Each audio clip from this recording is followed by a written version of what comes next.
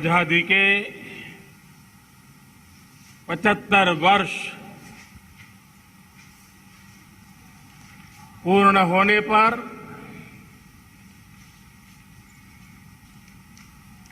देशवासियों को अनेक अनेक शुभकामनाएं, बहुत बहुत बधाई। न सिर्फ हिंदुस्तान का हर कोना, लेकिन दुनिया के हर कोने में आज किसी न किसी रूप में भारतीयों के द्वारा या भारत के प्रति अपार प्रेम रखने वालों के द्वारा विश्व के हर कोने में यह हमारा तिरंगा आन बान शान के साथ लहरा रहा है। मैं विश्व भर में फैले हुए भारत प्रेमियों को, भारतीयों को आजादी के इस अमृत महोत्सव की बहुत बहुत बधाई देता हूं। आज का ये दिवस ऐतिहासिक दिवस है। एक पुण्य पड़ाव, एक नई राह, एक नए संकल्प और नए सामर्थ्य के साथ कदम बढ़ाने का ये शुभ अवसर है।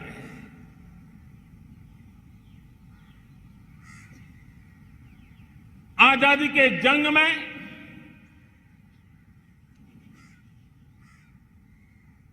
गुलामी का पूरा कालखंड संघर्ष में बीता है। हिंदुस्तान का कोई कोना ऐसा नहीं था, कोई काल ऐसा नहीं था जब देशवासियों ने सैकड़ों सालों तक गुलामी के खिलाफ जंग न किया हो, जीवन न खपाया हो, यातनाएं न झेली हो, आहुति न दी हो। आज हम सब देशवासियों के लिए ऐसे हर महापुरुष को, हर त्यागी को, हर बलिदानी को नमन करने का अवसर है, उनका ऋण स्वीकार करने का अवसर है और उनका स्मरण करते हुए उनके सपनों को जल्द से जल्द पूरा करने का संकल्प लेने का भी अवसर है।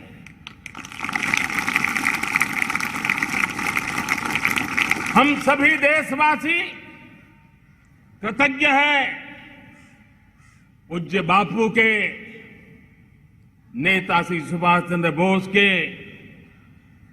बाबा साहब आंबेडकर के, वीर सावरकर के, जिन्होंने कर्तव्य पथ पर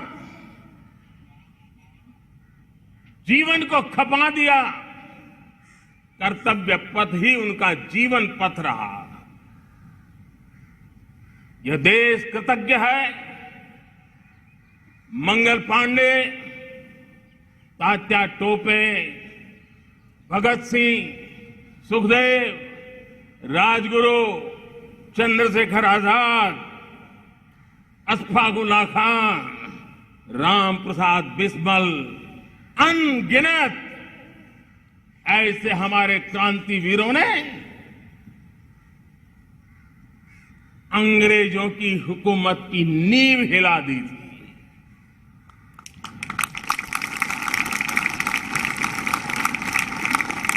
यह राष्ट्र कृतज्ञ है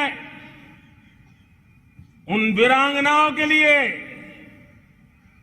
रानी लक्ष्मीबाई हो, झलकारी बाई, दुर्गा भाभी, रानी गाइदिन्ल्यो, रानी चेन्नम्मा, बेगम हजरत महल, वेलु निचियार।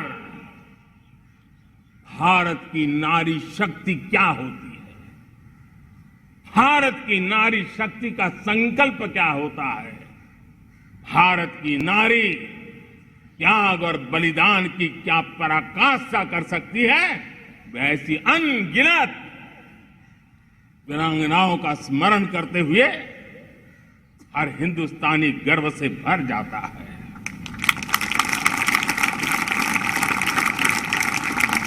आजादी का जंग भी लड़ने वाले और आजादी के बाद देश बनाने वाले भी,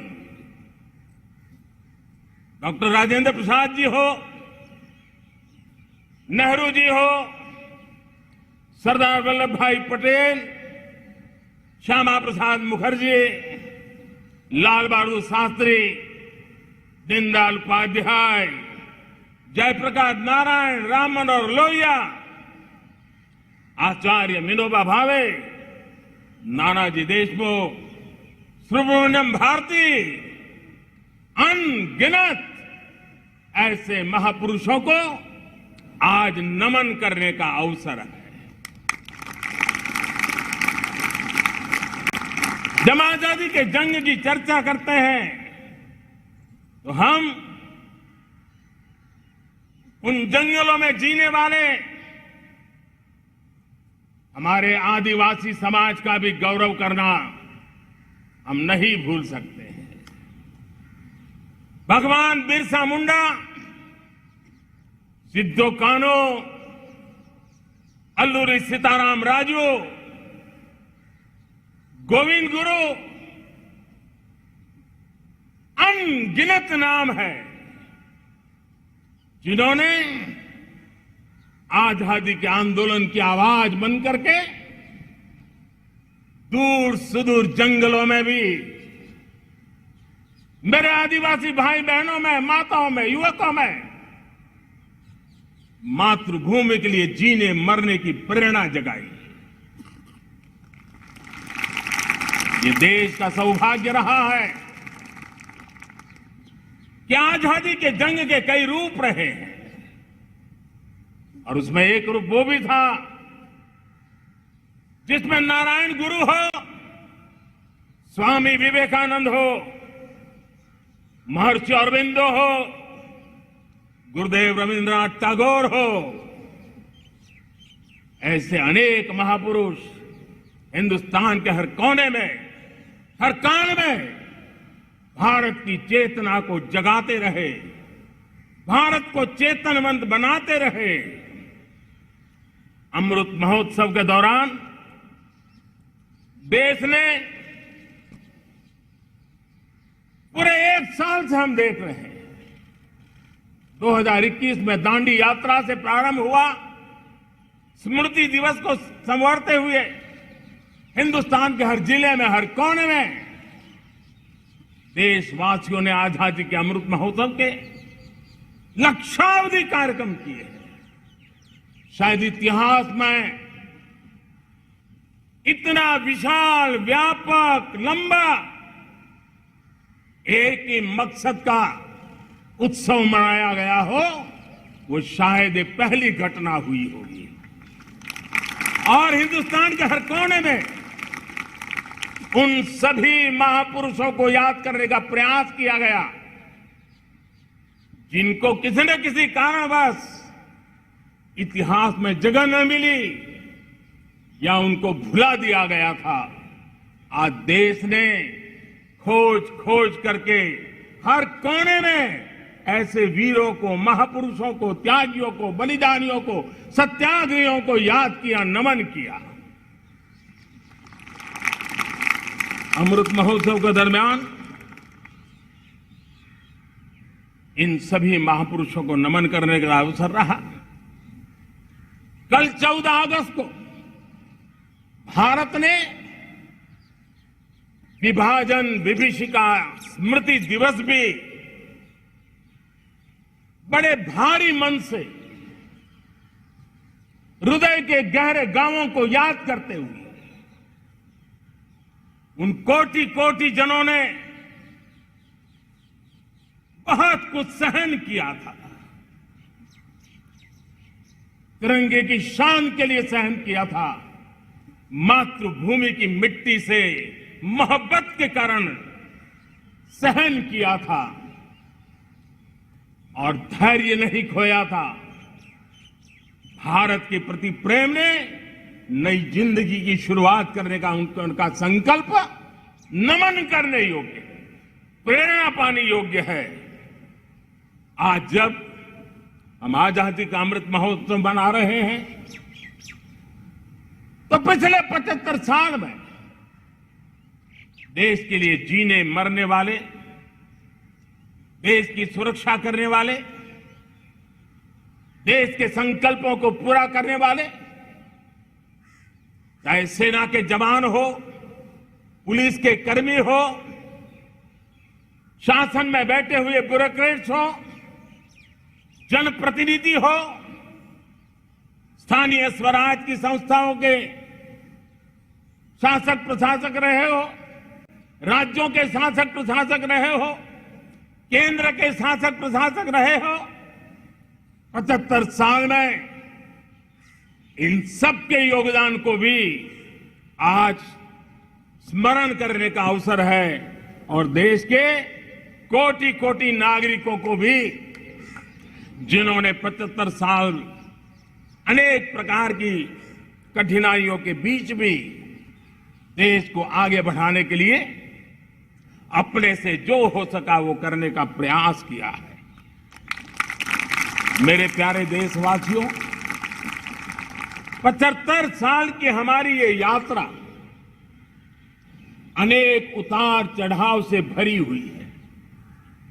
सुख दुख की छाया मंडराती रही है और इसके बीच भी हमारे देशवासियों ने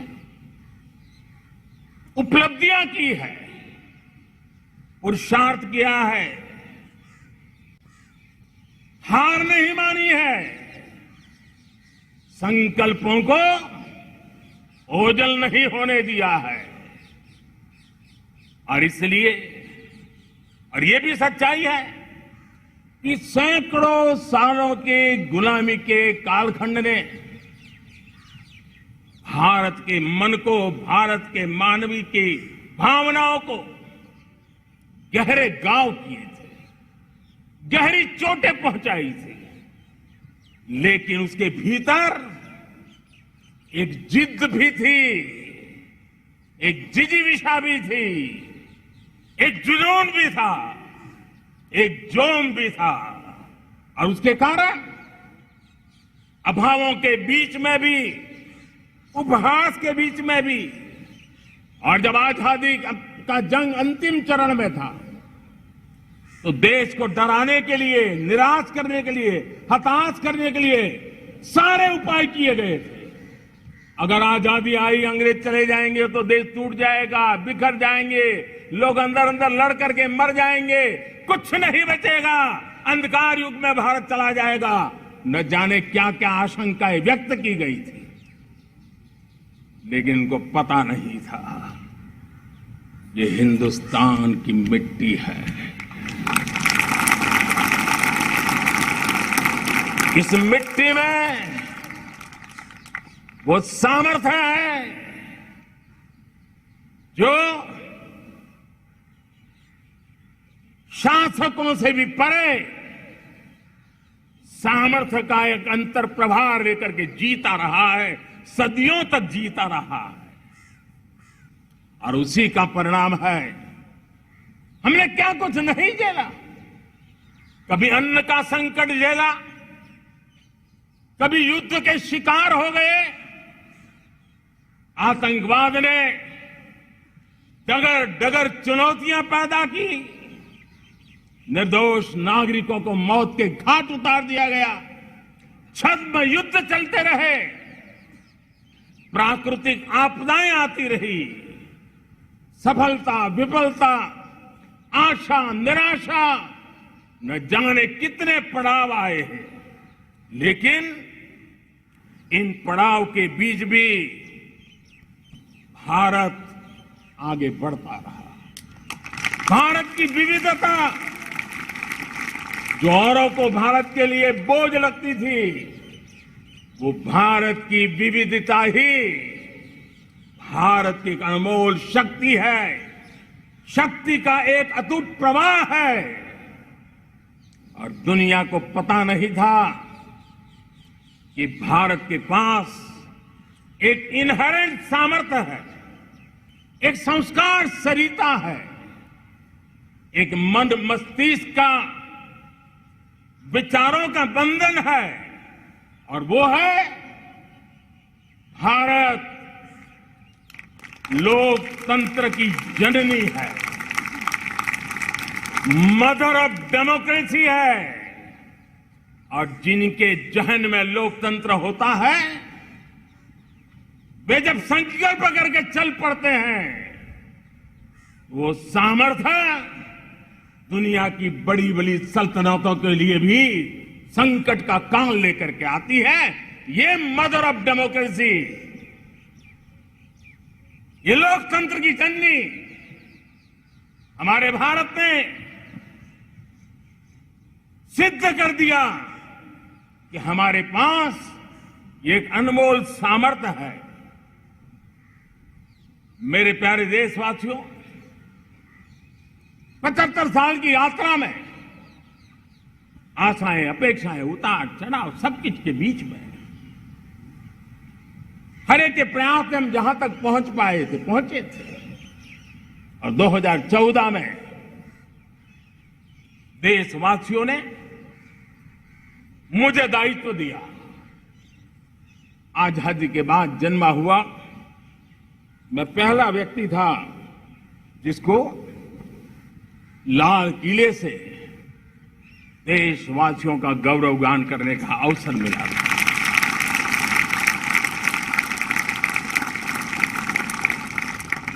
लेकिन मेरे दिल में जो भी आप लोगों से सीखा हूं, जितना आप लोगों को जान पाया हूं मेरे देशवासियों, आपके सुख दुख को समझ पाया हूं, देश की आशा अपेक्षाओं के भीतर वो कौन सी आत्मा बसती है, उसको जितना मैं समझ पाया हूं, उसको लेकर के मैंने अपना पूरा कालखंड देश के उन लोगों को एम्पावर करने में खपाया।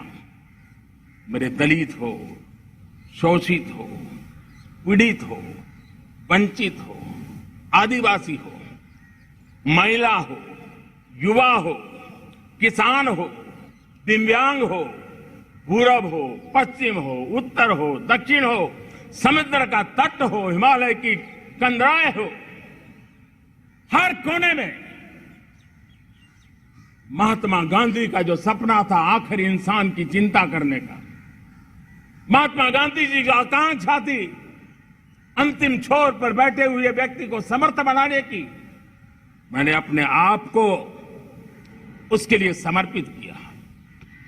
और उन 8 साल का नतीजा और आजादी के इतने दशकों का अनुभव आज 75 साल के बाद जब अमृत काल की ओर कदम रख रहे हैं, अमृत काल की ये पहली प्रभात है, तब मैं एक ऐसे सामर्थ्य को देख रहा हूं और जिससे मैं गर्व से भर जाता हूं। देशवासियों, मैं आज देश का सबसे बड़ा सौभाग्य ये देख रहा हूं कि भारत का जनमन आकांक्षी जनमन है। एस्पिरेशनल सोसाइटी किसी भी देश की बहुत बड़ी अमानत होती है और हमें गर्व है कि आज हिंदुस्तान के हर कोने में, हर समाज के हर वर्ग में, हर तबके में आकांक्षाएं उफान पर है।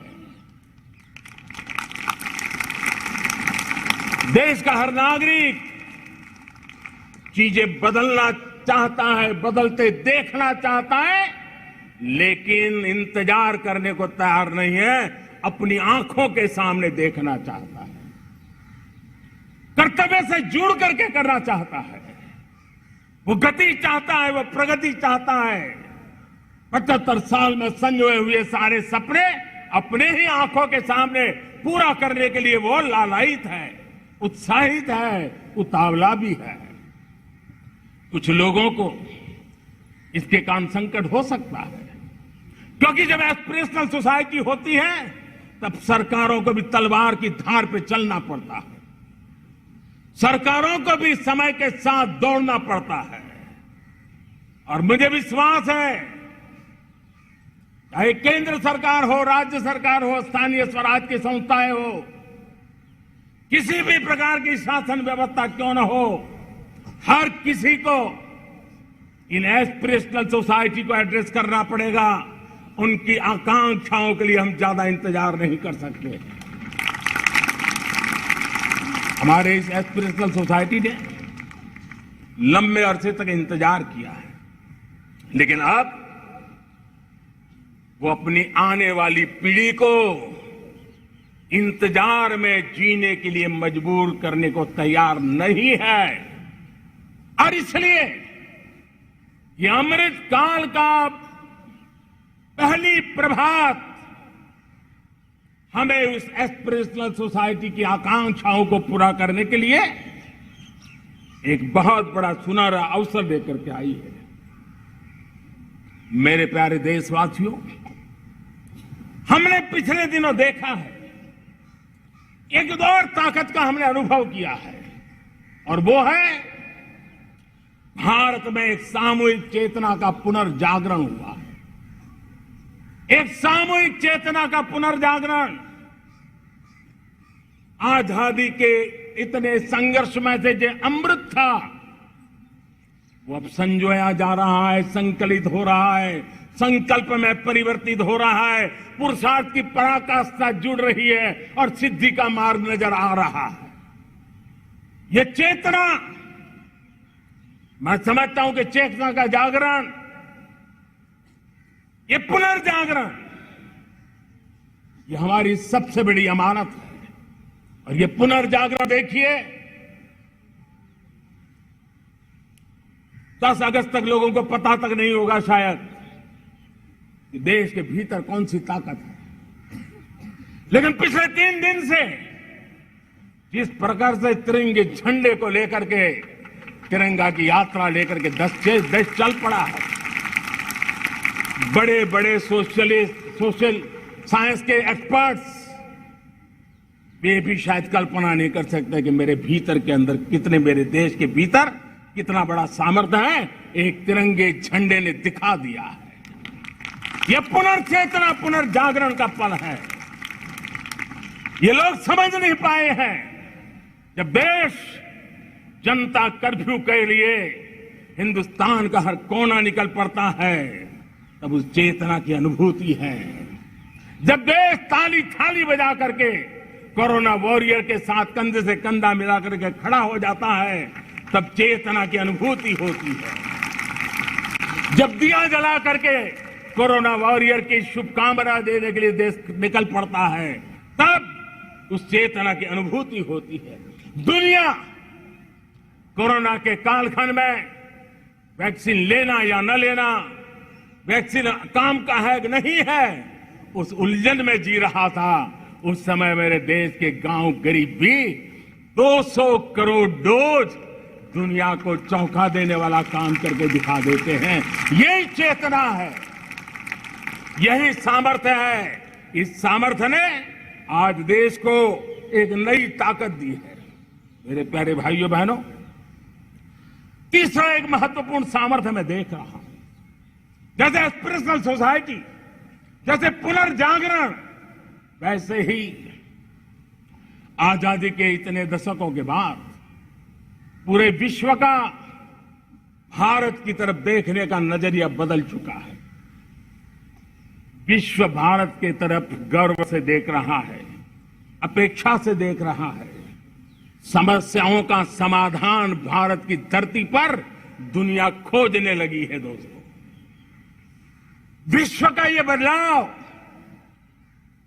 विश्व की सोच में ये परिवर्तन 75 साल की हमारी अनुभव यात्रा का परिणाम है। हम जिस प्रकार से संकल्पों लेकर चल पड़े हैं, दुनिया इसे देख रही है और आखिरकार विश्व भी उम्मीदें लेकर के जी रहा है। उम्मीदें पूरे करने का सामर्थ्य कहां पड़ा है, वो उसे दिखने लगा है। मैं इसे त्रिशक्ति के रूप में देखता हूं, 3 सामर्थ्य के रूप में देखता हूं। और ये त्रिशक्ति है एस्पिरेशन की, पुनर्जागरण की और विश्व की उम्मीदों की। और इसे पूरा करने के लिए हम जानते हैं दोस्तों, आज दुनिया में एक विश्वास जगने में मेरे देशवासियों की बहुत बड़ी भूमिका है। 130 करोड़ देशवासियों ने कई दशकों के अनुभव के बाद स्थिर सरकार का महत्व क्या होता है, राजनीतिक स्थिरता का महत्व क्या होता है, पॉलिटिकल स्टेबिलिटी दुनिया में किस प्रकार की ताकत दिखा सकती है, नीतियों में कैसा सामर्थ्य होता है, उन नीतियों पर विश्व का कैसे भरोसा बनता है, ये भारत ने दिखाया है और दुनिया भी इसे समझ रही है। और हम जब राजनीतिक स्थिरता हो, नीतियों में गतिशीलता हो, निर्णयों में तेजी हो, सर्वव्यापकता हो, सर्वसमावेशकता हो, तो विकास के लिए हर कोई भागीदार बनता है। हमने सबका साथ सबका विकास का मंत्र लेकर के हम चले थे, लेकिन देखते ही देखते देशवासियों ने सबका विश्वास और सबका प्रयास से उसमें और रंग भर दिए हैं। और इसलिए हमने देखा है हमारी सामूहिक शक्ति को, हमारे सामूहिक सामर्थ्य को हमने देखा है। आजादी का अमृत महोत्सव जिस प्रकार से मनाया गया, जिस प्रकार से हर जिले में 75 अमृत सरोवर बनाने का अभियान चल रहा है, गांव गांव के लोग जुड़ रहे हैं, कार सेवा कर रहे हैं, अपने प्रयत्नों से अपने गांव में जल संरक्षण के लिए बड़ा अभियान चला रहे हैं। और इसलिए भाइयों बहनों, चाहे स्वच्छता का अभियान हो, चाहे गरीबों के कल्याण का काम हो, देश आज पूरी शक्ति से आगे बढ़ रहा है।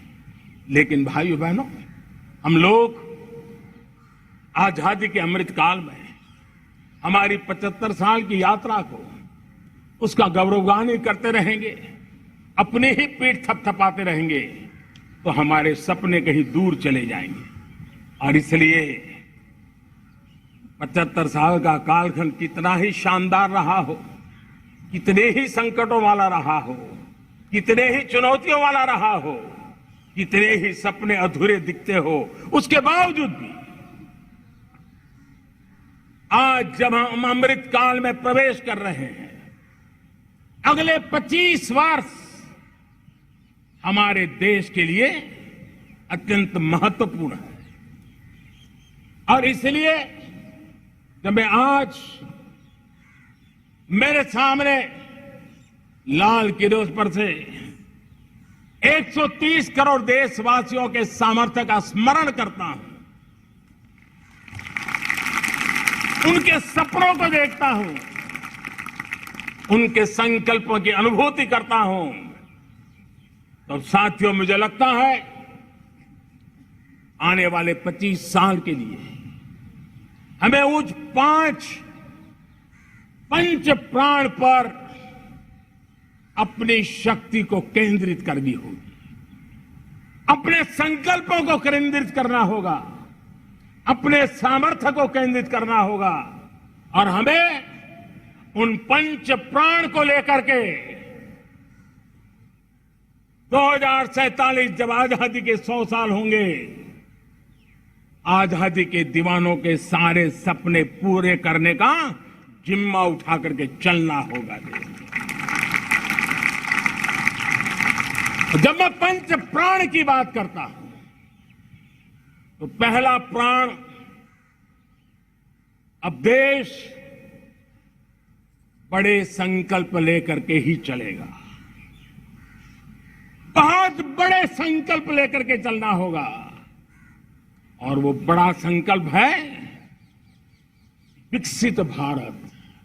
अब उससे कुछ कम नहीं होना चाहिए। बड़ा संकल्प।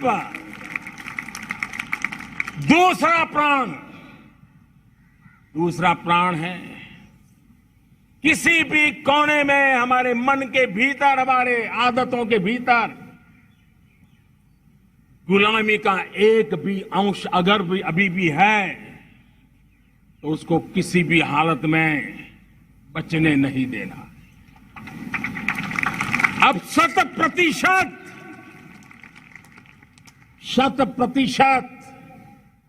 सैकड़ों साल की गुलामी ने जहां हमें जकड़ कर रखा है, हमारे मनोभाव को बांध करके रखा हुआ है, हमारी सोच में विकृतियां पैदा करके रखी है, हमें गुलामी की छोटी सी छोटी चीज भी कहीं नजर आती है, हमारे भीतर नजर आती है, हमारे आसपास नजर आती है, हमें उससे मुक्ति पानी ही होगी। ये हमारा दूसरी प्राण शक्ति है। तीसरी प्राण शक्ति, हमें हमारी विरासत पर गर्व होना चाहिए। हमारी विरासत के प्रति, क्योंकि यही विरासत है जिसने कभी भारत को स्वर्णिम काल दिया था, और यही विरासत है जो समयानुकूल परिवर्तन करने की आदत रखती है। यही विरासत है जो काल बाह्य छोड़ती रही है, नित्य नूतन स्वीकारती रही है। और इसलिए इस विरासत के प्रति हमें गर्व होना चाहिए। चौथा प्राण, वो भी उतना ही महत्वपूर्ण है, और वो है एकता और एकजुटता। 130 करोड़ देशवासियों में एकता, न कोई अपना न कोई पराया। एकता की ताकत एक भारत श्रेष्ठ भारत के सपनों के लिए हमारा चौथा प्राण है। और पांचवा प्राण है नागरिकों का कर्तव्य। नागरिकों का कर्तव्य जिसमें प्रधानमंत्री भी बाहर नहीं होता है, मुख्यमंत्री भी बाहर नहीं होता है, वो भी नागरिक है। नागरिकों का कर्तव्य, यह हमारे आने वाली 25 साल के सपनों को पूरा करने के लिए एक बहुत बड़ी प्राण शक्ति है। मेरे प्यारे देशवासियों, जब सपने बड़े होते हैं,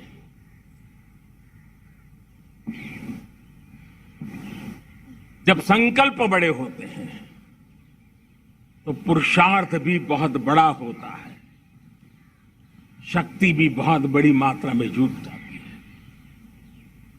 अब कोई कल्पना कर सकता है कि देश 40-42 के कालखंड को याद कीजिए। देश उठ खड़ा हुआ था, किसी ने हाथ में झाड़ू लिया था, किसी ने तकली ली थी, किसी ने रटिया लिया था, किसी ने सत्याग्रह का मार्ग चुना था, किसी ने संघर्ष का मान चुना था, किसी ने क्रांति की वीरता का रास्ता चुना था। लेकिन संकल्प बड़ा था, आजादी।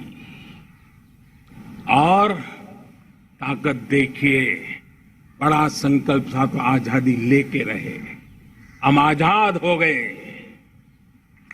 अगर संकल्प छोटा होता, सीमित होता, तो शायद आज भी संघर्ष करने के दिन चालू रहते। लेकिन संकल्प बड़ा था तो हमने हासिल भी किया। मेरे प्यारे देशवासियों,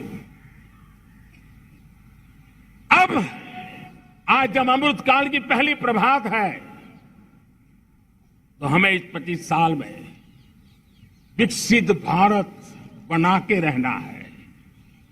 अपनी आंखों के सामने, और जो 20, 22, 25 साल के नौजवान मेरे देश के मेरे सामने हैं,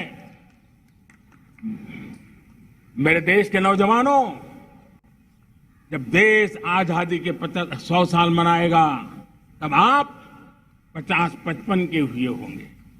मतलब आपके जीवन का ये स्वर्णिम काल, आपकी उम्र के ये 25-30 साल भारत के सपनों को पूरा करने का काल है। आप संकल्प लेकर के मेरे साथ चल पड़िए साथियों, तिरंगे झंडे की शपथ लेकर के चल पड़िए। हम सब पूरी ताकत से लगे आए।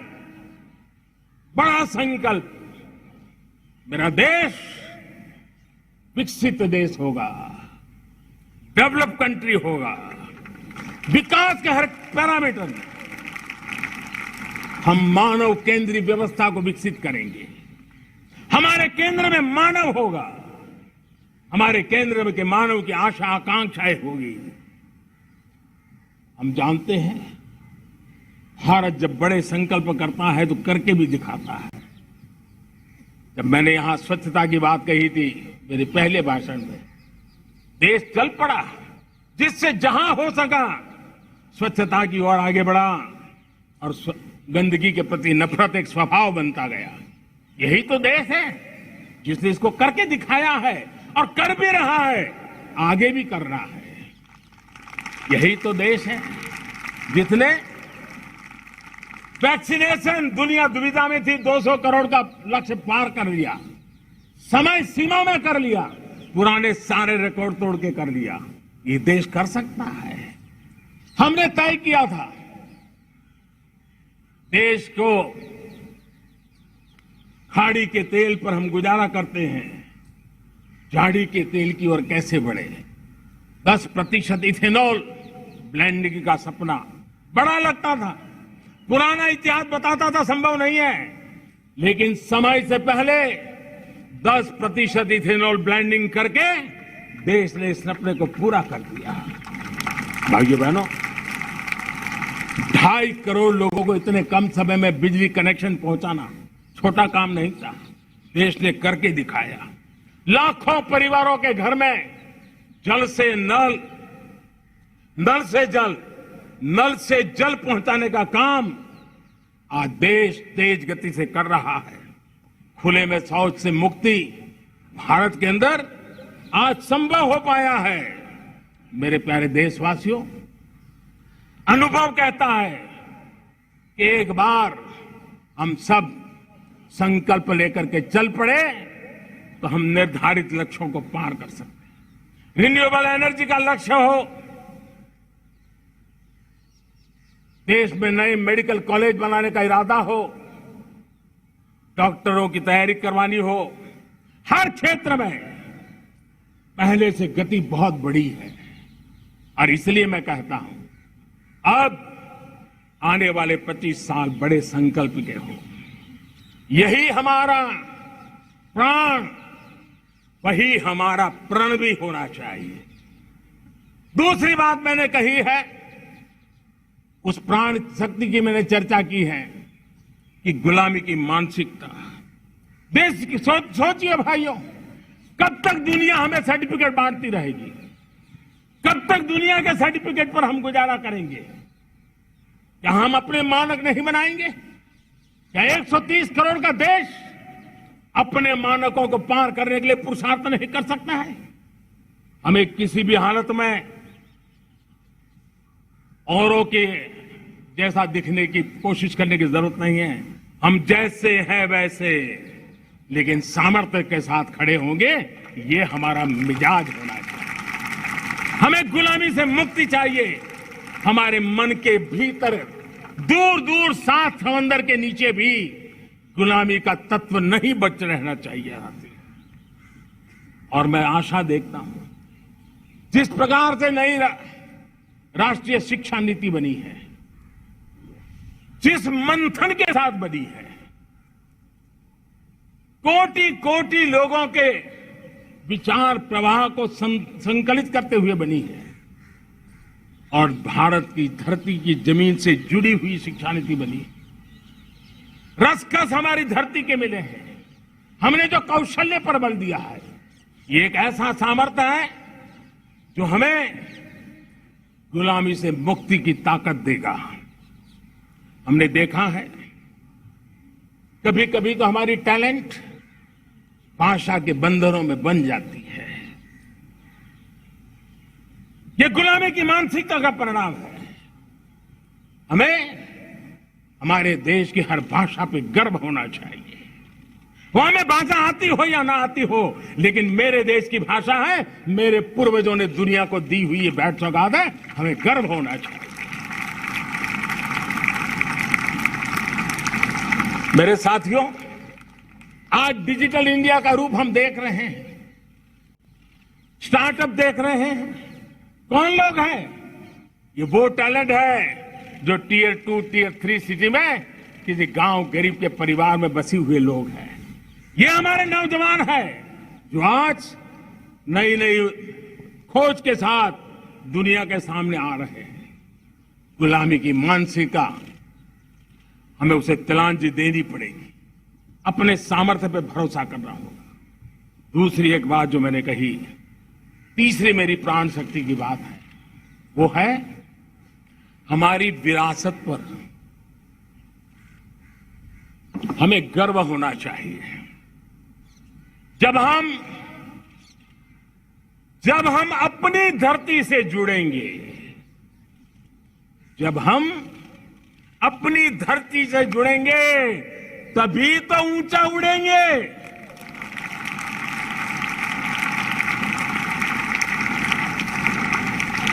और जब हम ऊंचा उड़ेंगे तो हम विश्व को भी समाधान दे पाएंगे। हमने देखा है जब हम अपनी चीजों पे गर्व करते हैं, आज दुनिया होलिस्टिक हेल्थ केयर की चर्चा कर रही है, लेकिन जब होलिस्टिक हेल्थ केयर की चर्चा करती है तो उसकी नजर भारत के योग पर जाती है, भारत के आयुर्वेद पर जाती है, भारत की होलिस्टिक लाइफस्टाइल के पर जाती है। ये हमारी विरासत है, हम जो दुनिया को दे रहे हैं। दुनिया आज उससे प्रभावित हो रही है। अब हमारी ताकत देखिए, हम वो लोग हैं जो प्रकृति के साथ जीना जानते हैं, प्रकृति को प्रेम करना जानते हैं। आज विश्व पर्यावरण की जो समस्याओं से जूझ रहा है, हमारे पास वो विरासत है। ग्लोबल वार्मिंग की समस्याओं के समाधान का रास्ता हम लोगों के पास है, हमारे पूर्वजों ने दिया हुआ है। जब हम लाइफस्टाइल की बात करते हैं, एनवायरमेंट फ्रेंडली लाइफस्टाइल की बात करते हैं, हम लाइफ मिशन की बात करते हैं, तो दुनिया का ध्यान आकर्षित करते हैं। हमारे पास ये सामर्थ्य है। हमारा बड़ा धान, मोटा धान, मिलेट, हमारे यहां तो घर घर की चीज रही है। ये हमारी विरासत है। हमारे छोटे किसानों के परिश्रम से छोटी छोटी जमीन के टुकड़ों में फलने फूलने वाली हमारे धान। आज दुनिया अंतर्राष्ट्रीय स्तर पर मिलेट ईयर मनाने के लिए आगे बढ़ रही है। मतलब हमारी विरासत को आज दुनिया, हम उस पर गर्व करना सीखे। हमारे पास दुनिया को बहुत कुछ देना है। हमारे फैमिली वैल्यूज, विश्व के सामाजिक तनाव की जब चर्चा हो रही है, व्यक्तिगत तनाव की चर्चा होती है तो लोगों को योग दिखता है, सामूहिक तनाव की बात होती है तब भारत की पारिवारिक व्यवस्था दिखती है। संयुक्त परिवार की एक पूंजी सदियों से हमारी माताओं बहनों के त्याग बलिदान के कारण परिवार नाम की जो व्यवस्था विकसित हुई, ये हमारी विरासत है। इस विरासत पर हम गर्व कैसे करें? हम तो वो लोग हैं जो जीव में भी शिव देखते हैं। हम वो लोग हैं जो नर में नारायण देखते हैं। हम वो लोग हैं जो नारी तो नारायणी कहते हैं। हम वो लोग हैं जो पौधे में परमात्मा देखते हैं। हम वो लोग हैं जो नदी को मां मानते हैं। हम वो लोग हैं जो हर कंकर में शंकर देखते हैं। यह हमारा सामर्थ्य है। हर नदी में मां का रूप देखते हैं। पर्यावरण की इतनी व्यापकता, विशालता, ये हमारा गौरव। हम विश्व के सामने जब खुद गर्व करेंगे तो दुनिया करेगी। भाइयों बहनों, हम वो लोग हैं जिसने दुनिया को वसुधैव कुटुंबकम का मंत्र दिया। हम वो लोग हैं जो दुनिया को कहते हैं एकम सत विप्रहा बदो वदंती, आज जो होलियर देन दाऊ का जो संकट चल रहा है, तुझसे बड़ा मैं हूं, ये जो तनाव का कारण बना हुआ है, दुनिया को एकम सत विप्रादा बहुधा वदंती का ज्ञान देने वाली विरासत हमारे पास है। जो कहते हैं सत्य एक है, जानकार लोग उसको अलग अलग तरीके से कहते हैं। ये गौरव हमारा है। हम लोग हैं जो कहते हैं यत पिंडे तत् ब्रह्मांडे। कितनी बड़ी सोच है। जो ब्रह्मांड में है वो हर जीव मात्र में है। यत पिंडे तत् ब्रह्मांडे, ये कहने वाले हम लोग हैं। हम वो लोग हैं जिसने दुनिया का कल्याण देखा है। हम जन कल्याण से जग कल्याण के राही रहे हैं। जन कल्याण से जग कल्याण की राह पर चलने वाले हम लोग जब दुनिया की कामना करते हैं तब कहते हैं सर्वे अपनी सुखिनः सन्तु सर्वे सन्तु निरामया। सबके सुख की बात, सबके आरोग्य की बात करना, ये हमारी विरासत है।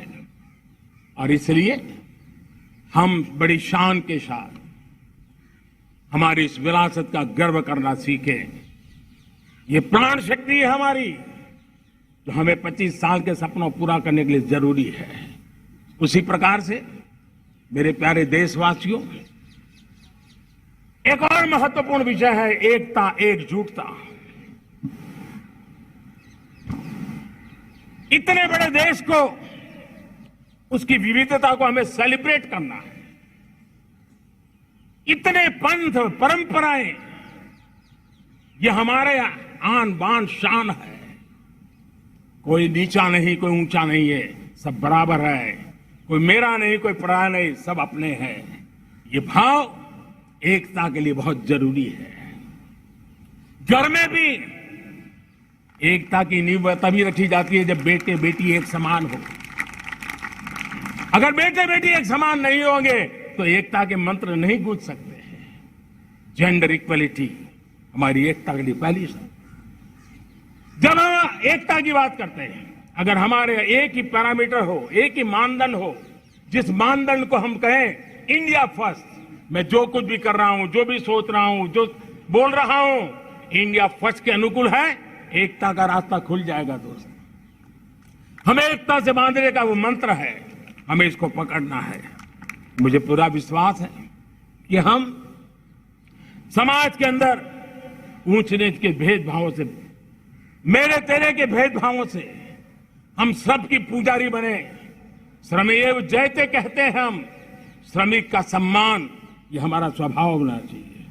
लेकिन भाइयों बहनों, मैं लाल किले से मेरी एक पीड़ा और कहना चाहता हूं। ये दर्द मैं कहे बिना नहीं रह सकता।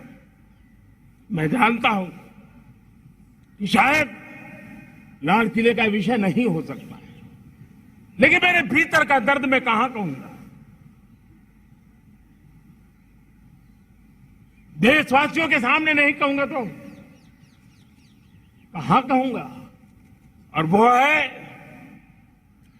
किसी न किसी कारण से हमारे अंदर एक ऐसी विकृति आई है, हमारी बोलचाल में, हमारे व्यवहार में, हमारे कुछ शब्दों में, हम नारी का अपमान करते हैं।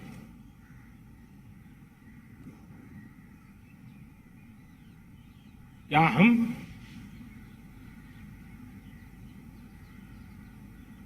स्वभाव से, संस्कार से, रोजमर्रा की जिंदगी में नारी को अपमानित करने वाली हर बात से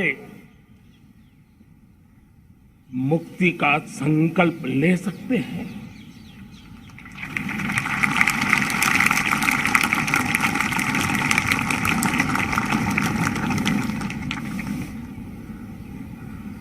नारी का गौरव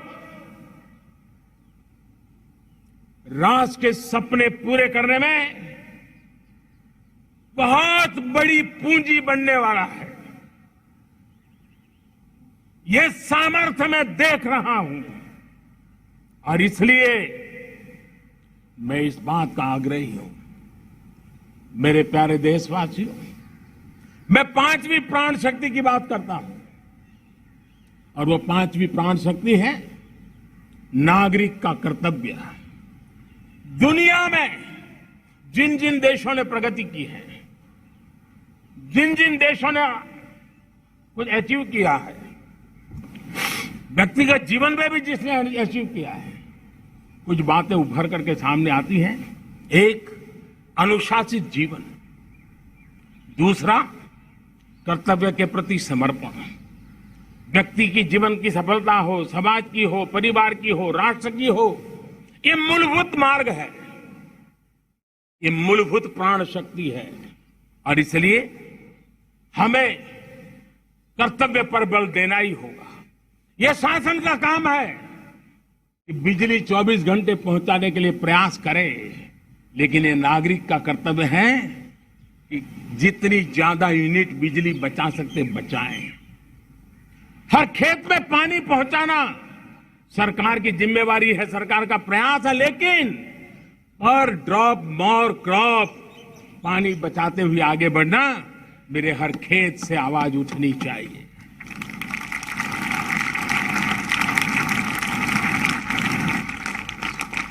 केमिकल मुक्त खेती, ऑर्गेनिक फार्मिंग, प्राकृतिक खेती, ये हमारा कर्तव्य है। साथियों, चाहे पुलिस हो या पीपल हो, शासक हो या प्रशासक हो, ये नागरिक कर्तव्य से कोई अछूता नहीं हो सकता है।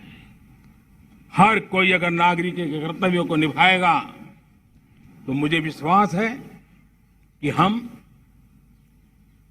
इच्छित लक्ष्य को प्राप्त करने में समय से पहले सिद्धि प्राप्त कर सकते हैं। मेरे प्यारे देशवासियों, आज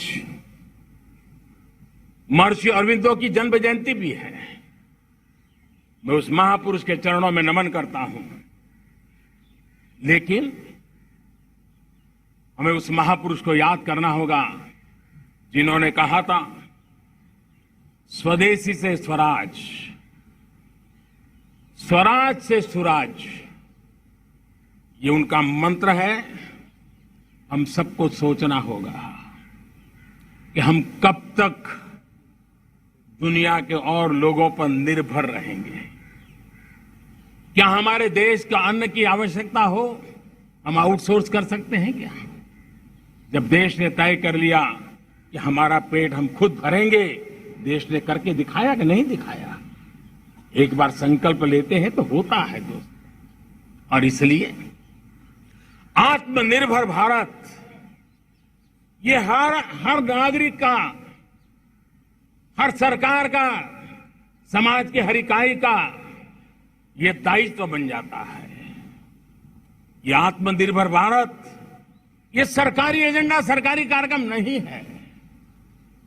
ये समाज का जन आंदोलन है जिसे हमें आगे बढ़ाना है। मेरे साथियों, आज जब ये बात हमने सुनी,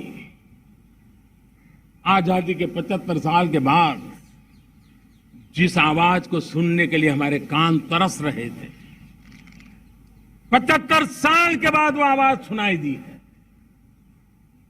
75 साल के बाद लाल किले पर से तिरंगे को सलामी देने का काम पहली बार मेड इन इंडिया तोप ने किया है। कौन हिंदुस्तानी होगा जिसको ये बात, एक आवाज उसे नई प्रेरणा, ताकत नहीं दी? और इसलिए मेरे प्यारे भाई बहनों, मैं आज मेरे देश के सेना के जवानों का हृदय से अभिनंदन करना चाहता हूं। मेरी आत्मनिर्भर की बात को संगठित स्वरूप में, साहस के स्वरूप में मेरी सेना के जवानों ने, सेना नायकों ने जिस जिम्मेवारी के साथ कंधे पे उठाया है, मैं उनको जितनी सैल्यूट करूं उतनी कम है दोस्तों। उनको आज मैं सलाम करता हूं, क्योंकि सेना का जवान मौत को मुट्ठी में लेकर के चलता है। मौत और जिंदगी के बीच में कोई फासला ही नहीं होता है, और तब बीच में वो डट करके खड़ा होता है। और वो मेरा सेना का जवान तय करे कि हम 300 ऐसी चीजों अब लिस्ट करते हैं जो हम विदेश से नहीं लाएंगे हमारे देश की। ये संकल्प छोटा नहीं है। मुझे इस संकल्प में भारत के आत्मनिर्भर भारत के उज्जवल भविष्य के वो बीज मैं देख रहा हूं जो इस सपने को वटवृक्ष में परिवर्तित करने वाले हैं। सैल्यूट, सैल्यूट मेरे सेना के अधिकारियों को, सैल्यूट।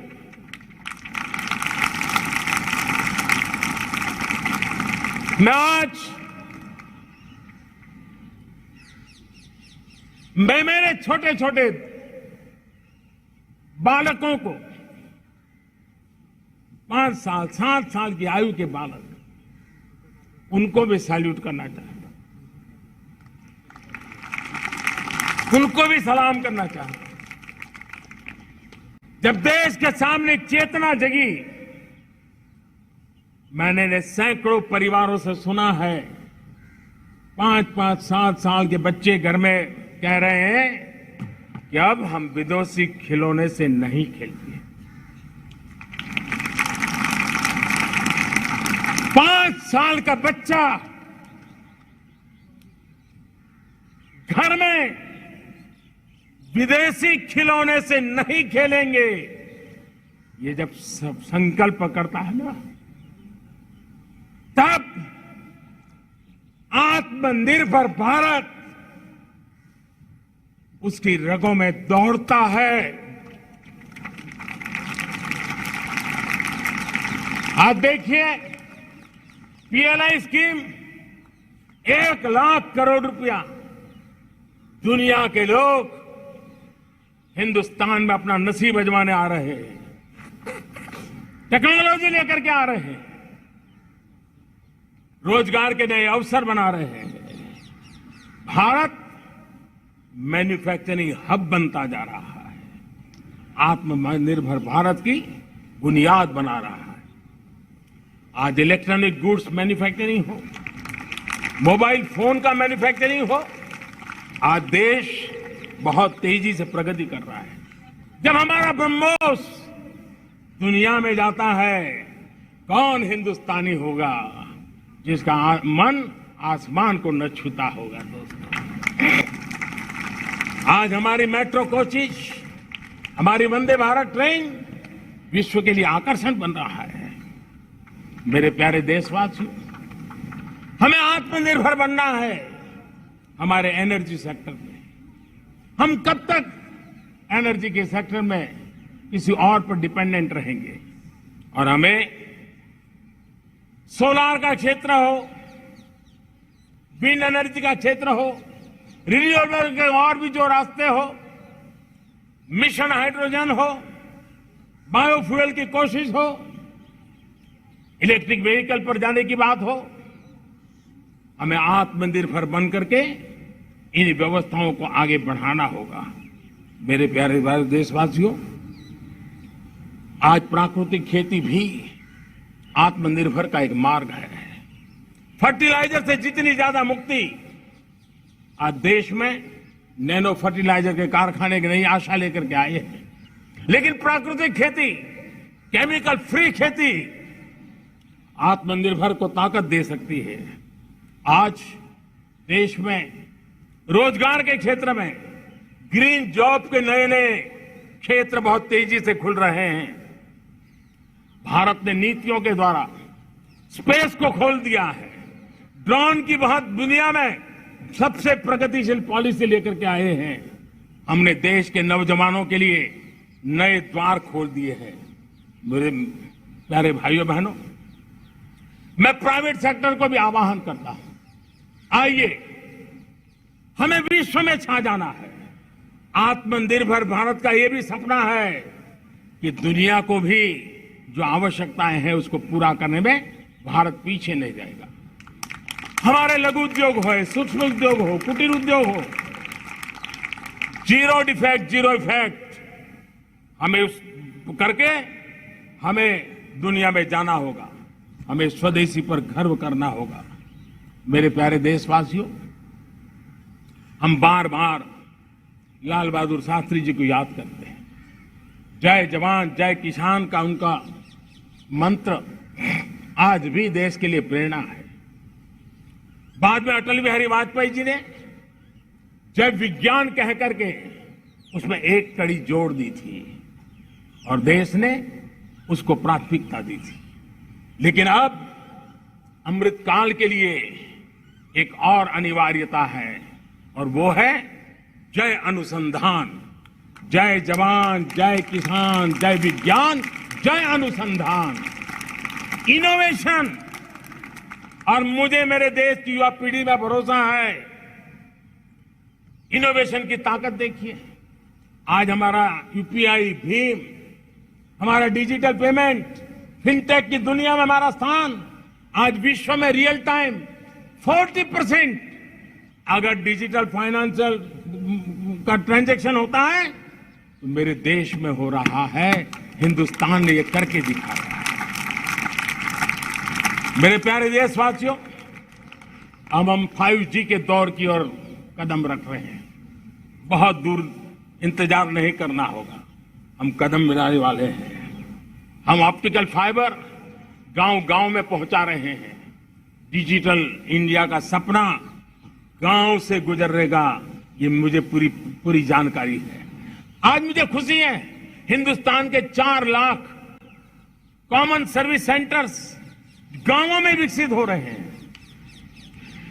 गांव के नौजवान बेटे बेटियां कॉमन सर्विस सेंटर चला रही हैं। देश गर्व कर सकता है कि गांव के क्षेत्र में 4 लाख डिजिटल एंटरप्रेन्योर का तैयार होना और सारी सेवाएं लोग गांव के लोग उनके यहां लेने के लिए आदी बन जाए, ये अपने आप में टेक्नोलॉजी हब बनने की भारत की जो ताकत है। मेरे प्यारे देशवासियों, ये जो डिजिटल इंडिया का मूवमेंट है, जो सेमीकंडक्टर की ओर हम कदम मांड रहे हैं, 5G की ओर कदम मांड रहे हैं, ऑप्टिकल फाइबर का नेटवर्क बिछा रहे हैं, ये सिर्फ आधुनिकता की पहचान ऐसा नहीं है। 3 बड़ी ताकतें इसके अंदर समाहित है। शिक्षा में आमूलचूल क्रांति, ये डिजिटल माध्यम से आने वाली है। स्वास्थ्य सेवाओं में आमूलचूल क्रांति डिजिटल से आने वाली है। कृषि जीवन में भी बहुत बड़ा बदलाव डिजिटल से आने वाला है। एक नया विश्व तैयार हो रहा है।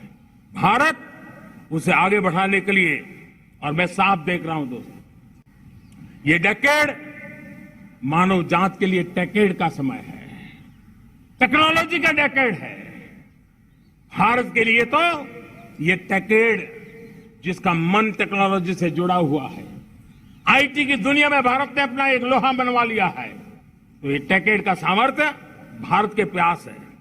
हमारा अटल इनोवेशन मिशन, हमारे इंक्यूबेशन सेंटर, हमारे स्टार्टअप एक नया पूरा क्षेत्र का विकास कर रहे हैं। युवा पीढ़ी के लिए नए अवसर लेकर के आ रहे हैं। स्पेस मिशन की बात हो, हमारा डीप ओशन मिशन की बात हो, समुद्र की गहराई में जाना हो या हमें आसमान को छूना हो, ये नए क्षेत्र हैं जिसको लेकर के हम आगे बढ़ रहे हैं। मेरे प्यारे देशवासियों, हम इस बात को न भूलें, और भारत ने सदियों से देखा हुआ है, जैसे देश में कुछ नमूना रूप कामों की जरूरत होती है, कुछ बड़ी बड़ी ऊंचाइयों की जरूरत होती है, लेकिन साथ साथ धरातल पर मजबूती बहुत आवश्यक होती है। भारत की आर्थिक विकास की संभावनाएं धरातल की मजबूती से जुड़ी हुई है, और इसलिए हमारे छोटे किसान, उनका सामर्थ्य, हमारे छोटे उद्यमी, उनका सामर्थ्य, हमारे लघु उद्योग, कुटीर उद्योग, सूक्ष्म उद्योग, रेहड़ी पटरी वाले लोग, घरों में काम करने वाले लोग, ऑटो रिक्शा चलाने वाले लोग, बस सेवाएं देने वाले लोग, ये समाज का जो सबसे बड़ा तबका है, इसका सामर्थ्यवान होना भारत के सामर्थ्य की गारंटी है। और इसलिए हमारे आर्थिक विकास की ये जो मूलभूत जमीनी ताकत है, उस ताकत को सर्वाधिक बल देने की दिशा में हमारा प्रयास चल रहा है। मेरे प्यारे देशवासियों, हमारे पास 75 साल का अनुभव है। हमने 75 साल में कई सारी सिद्धियां भी प्राप्त की हैं। हमने 75 साल के अनुभव में नए सपने भी संजोए हैं, नए संकल्प भी लिए हैं। लेकिन अमृतकाल के लिए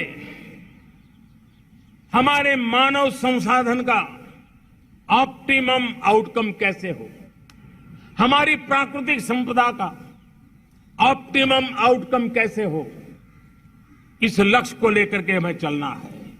और तब मैं पिछले कुछ सालों से अनुभव से कहना चाहता हूं, आपने देखा होगा आज अदालत के अंदर देखिए, हमारी वकील के क्षेत्र में काम करने वाले हमारी नारी शक्ति किस ताकत के साथ नजर आ रही है। आप ग्रामीण क्षेत्र में जनप्रतिनिधि के रूप में देखिए, हमारी नारी शक्ति किस मिजाज से, समर्पित भाव से अपने गांवों की समस्याओं को सुलझाने में लगी हुई है। आज ज्ञान का क्षेत्र देख लीजिए, विज्ञान का क्षेत्र देख लीजिए, हमारे देश की नारी शक्ति सिरमौर नजर आ रही है। आज हम पुलिस में देखें, हमारी नारी शक्ति लोगों की सुरक्षा की जिम्मेवारी उठा रही है। हम जीवन के हर क्षेत्र में देखें, खेलकूद का मैदान देखें या युद्ध की भूमि देखें, भारत की नारी शक्ति एक नए सामर्थ्य, नए विश्वास के साथ आगे आ रही है। मैं इसको भारत की 75 साल की जो यात्रा में जो योगदान है, उसमें अब कई गुना योगदान आने वाले 25 साल में मैं मेरी नारी शक्ति का देख रहा हूं, मेरी माताओं बहनों का, मेरी बेटियों का देख रहा हूं। और इसलिए ये सारे हिसाब किताब से ऊपर है, सारे आपके पैरामीटर से अतिरिक्त है। हम इस पर जितना ध्यान देंगे, हम जितने ज्यादा अवसर हमारी बेटियों को देंगे, जितनी सुविधाएं हमारी बेटियों के लिए केंद्रित करेंगे, आप देखना वो हमें बहुत कुछ लौटा करके देगी। वो देश को इस ऊंचाई पर ले जाएगी। इस अमृत काल में जो सपने पूरे करने में जो मेहनत लगने वाली है, अगर हमारी नारी शक्ति की मेहनत जुड़ जाएगी, व्यापक रूप से जुड़ जाएगी, तो हमारी मेहनत कम होगी, हमारा समय सीमा भी कम हो जाएगी, हमारे सपने और तेजस्वी होंगे, और ओजस्वी होंगे, और दैदीप्यमान होंगे। और इसलिए आइए साथियों, हम जिम्मेवारियों को लेकर आगे बढ़े। मैं आज भारत के संविधान के निर्माताओं का भी धन्यवाद करना चाहता हूं। तो उन्होंने जो हमें फेडरल स्ट्रक्चर दिया है, उसके स्पिरिट को बनाते हुए, उसकी भावनाओं का आदर करते हुए, हम कंधे से कंधा मिला करके इस अमृत काल में चलेंगे तो सपने साकार होकर के रहेंगे। कार्यक्रम भिन्न हो सकते हैं, कार्यशैली भिन्न हो सकती है, लेकिन संकल्प भिन्न नहीं हो सकते। राष्ट्र के लिए सपने भिन्न नहीं हो सकते। आइए हम एक ऐसे युग के अंदर आगे बढ़े। मुझे याद है जब मैं गुजरात का मुख्यमंत्री था, केंद्र में हमारे विचार की सरकार नहीं थी, लेकिन मेरे गुजरात में हर जगह पे मैं एक ही मंत्र लेके चलता था कि भारत के विकास के लिए गुजरात का विकास, भारत का विकास हम कहीं पर भी हो, हम सबके मन मस्तिष्क में रहना चाहिए। हमारे देश के कई राज्य हैं जिन्होंने देश को आगे बढ़ाने में बहुत भूमिका अदा की है, नेतृत्व किया है, कई क्षेत्रों में उदाहरण काम किए हैं। ये हमारे फेडरलिज्म को ताकत देते हैं। लेकिन आज समय की मांग है कि हमें कोऑपरेटिव फेडरलिज्म के साथ साथ कोऑपरेटिव कॉम्पिटिटिव फेडरलिज्म की जरूरत है। हमें विकास की स्पर्धा की जरूरत है। हर राज्य को लगना चाहिए वो राज्य आगे निकल गया, मैं इतनी मेहनत करूंगा, मैं आगे निकल जाऊंगा। उसने ये 10 अच्छे काम किए हैं, मैं 15 अच्छे काम करके दिखाऊंगा। उसने 3 साल में पूरा किया है, मैं 2 साल में करके दिखाऊंगा।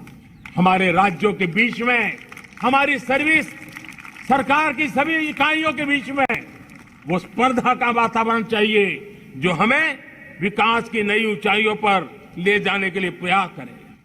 मेरे प्यारे देशवासियों, इस 25 वर्ष का अमृतकाल के लिए जब हम चर्चा करते हैं, तब मैं जानता हूं चुनौतियां अनेक हैं, मर्यादाएं अनेक हैं, मुसीबतें भी हैं, बहुत कुछ है। हम इसको कम नहीं आंकते हैं, रास्ते खोजते हैं, लगातार कोशिश कर रहे हैं। लेकिन 2 विषयों को तो मैं यहां आज चर्चा करना चाहता हूं। चर्चा अनेक विषयों पर हो सकती है, लेकिन मैं अभी समय की सीमा के कारण 2 विषयों पर चर्चा करता हूं। और मैं मानता हूं हमारे इन सारी चुनौतियों को कारण, विकृतियों के कारण, बीमारियों के कारण, इस 25 साल का अमृतकाल, उस पर शायद अगर हमने समय रहते नहीं चेते, समय रहते समाधान नहीं किए, तो वो ये विकराल रूप ले सकते हैं। और इसलिए मैं सबकी चर्चा न करते हुए 2 पर जरूर चर्चा करना चाहता हूं। एक है भ्रष्टाचार, दूसरा है भाई भतीजावाद, परिवारवाद। भारत जैसे लोकतंत्र में जहां लोग गरीबी से जूझ रहे हैं, जब एक तरफ से देखते हैं, एक तरफ वो लोग हैं जिनके पास रहने के लिए जगह नहीं है, दूसरी तरफ वो तरह लोग हैं जिनको अपना चोरी किया हुआ माल रखने के लिए जगह नहीं है। ये स्थिति अच्छी नहीं है। और इसलिए हमें भ्रष्टाचार के खिलाफ पूरी ताकत से लड़ना है। पिछले 8 वर्षों में डायरेक्ट बेनिफिट ट्रांसफर के द्वारा, आधार, मोबाइल, इन सारे आधुनिक व्यवस्थाओं का उपयोग करते हुए 2 लाख करोड़ रुपए जो गलत हाथों में जाते थे, उसको बचा करके देश की भलाई के लिए काम लगाने में हम सफल हुए हैं। जो लोग पिछली सरकारों में बैंकों को लूट लूट करके भाग गए, उनकी संपत्तियां जब्त कर करके वापस लाने की कोशिश कर रहे हैं। कईयों को जेलों में जीने के लिए मजबूर करके रखा हुआ है। हमारी कोशिश है जिन्होंने देश को लूटा है उनको लौटाना पड़े, वो स्थिति हम पैदा करेंगे। भाइयों बहनों, अब भ्रष्टाचार के खिलाफ मैं साफ देख रहा हूं कि हम एक निर्णायक कालखंड में कदम रख रहे हैं। बड़े बड़े चमरबंदी भी बच नहीं पाएंगे। इस मिजाज के साथ भ्रष्टाचार के खिलाफ एक निर्णायक कालखंड में अब हिंदुस्तान कदम रख रहा है। और मैं लाल किले की प्राचीर से बड़ी जिम्मेवारी के साथ कह रहा हूं। और इसलिए भाइयों बहनों,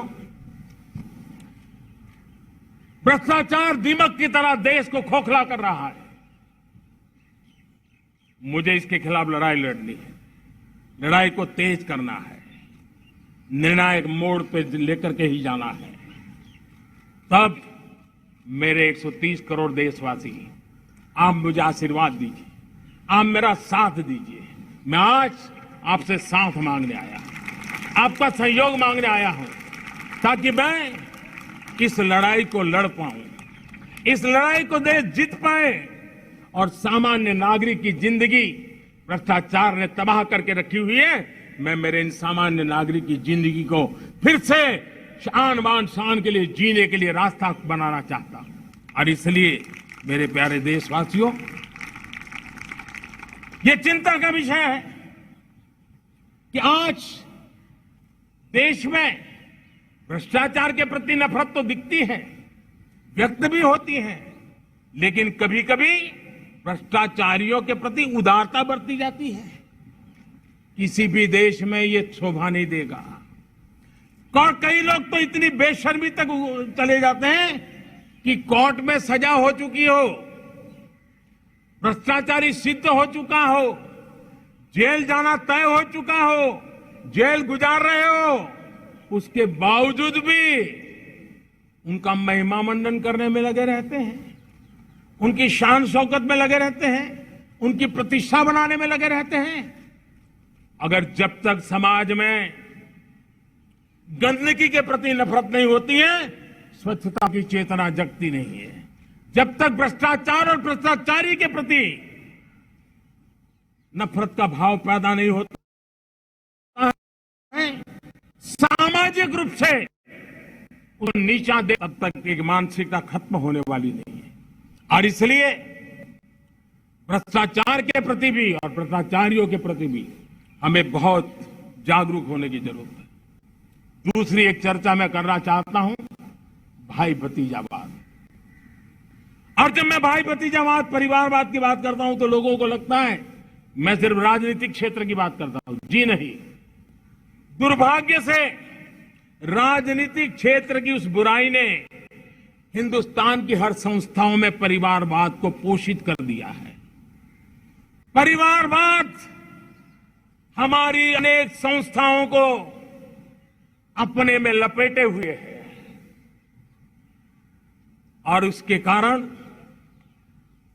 मेरे देश की टैलेंट को नुकसान होता है, मेरे देश के सामर्थ्य को नुकसान होता है। जिनके पास अवसर की संभावनाएं हैं वो परिवारवाद, भाई भतीजे के बाद बाहर रह जाता है।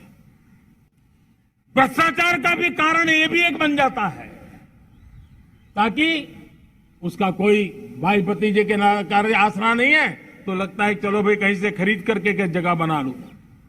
इस परिवारवाद से, भाई भतीजावाद से हमें हर संस्थाओं में एक नफरत पैदा करनी पड़ी होगी, जागरूकता पैदा करनी होगी, तब हम हमारी संस्थाओं को बचा पाएंगे। संस्थाओं के उज्जवल भविष्य के लिए बहुत आवश्यक है।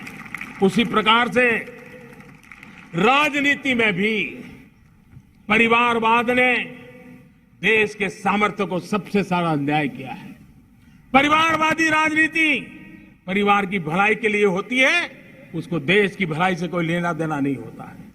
और इसलिए लाल किले की प्राचीर से तिरंगे झंडे के आन बान शान के नीचे भारत के संविधान का स्मरण करते हुए मैं देशवासियों को खुले मन से कहना चाहता हूं, आइए हिंदुस्तान के राजनीति के शुद्धिकरण के लिए भी, हिंदुस्तान की सभी संस्थाओं के शुद्धिकरण के लिए भी हमें देश को इस परिवारवादी मानसिकता से मुक्ति दिला करके योग्यता के आधार पर देश को आगे ले जाने की ओर बढ़ना होगा। यह अनिवार्यता है, वरना हर किसी का मन कुंठित रहता है कि मैं उसके लिए योग्य था, मुझे नहीं मिला क्योंकि मेरा कोई चाचा, मामा, पिता, दादा, दादी, नाना, नानी कोई वहां थे नहीं। ये मनस्थिति किसी भी देश के लिए अच्छी नहीं। मेरे देश के नौजवानों, मैं आपके उज्जवल भविष्य के लिए, आपके सपनों के लिए, मैं भाई भतीजावाद के खिलाफ लड़ाई में आपका साथ चाहता हूं। परिवारवादी राजनीति के खिलाफ लड़ाई में मैं आपका साथ चाहता हूं। ये संवैधानिक जिम्मेवारी मानता हूं मैं, ये लोकतंत्र की जिम्मेवारी मानता हूं मैं, ये लाल किले के प्राचीर से कही गई बात की ताकत में मानता हूं और इसलिए मैं आज आपका अवसर चाहता हूं। हमने देखा पिछले दिनों खेलों में, ऐसा तो नहीं है कि देश के पास पहले प्रतिभाएं नहीं रही होंगी, ऐसा तो नहीं है कि खेलकूद की दुनिया में हिंदुस्तान के नौजवान, हमारे बेटे बेटियां कुछ कर नहीं सकते, लेकिन सिलेक्शन भाई भतीजेवाद की चैनल से गुजरते थे और उसके कारण वो खेल के मैदान तक, उस देश तक तो पहुंच जाते थे। जीत हार से उन्हें लेना देना नहीं था, लेकिन जब ट्रांसपेरेंसी आई, योग्यता के आधार पर 15 अगस्त के इस खास दिन का जश्न पूरे देश में बड़े ही हर्षोल्लास के साथ मनाया जा रहा है। अभी आप लाइव तस्वीरें देख रहे थे दिल्ली के लाल किला से, जहां पर प्रधानमंत्री नरेंद्र मोदी ने झंडारोहण किया और साथ ही में पूरी सभा को संबोधित